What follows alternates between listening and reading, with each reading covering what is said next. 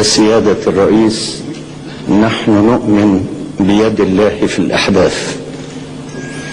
كان الموت قريبا منك جدا، ولكن يد الله الحافظة كانت أقرب. كانت أسلحة الموت في يد الناس، ولكن حياتك كانت في يد الله.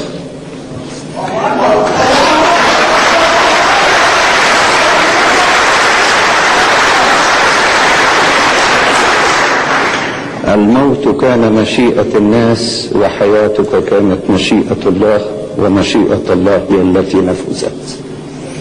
والله قد حفظك يا سيادة الرئيس، لأنه أعطاك مسؤولية وأعطاك حياة لأداء هذه المسؤولية، وسيظل الله يحفظ حياتك إلى أن تقوم بهذه المسؤولية في عمر طويل بمشيئة الله.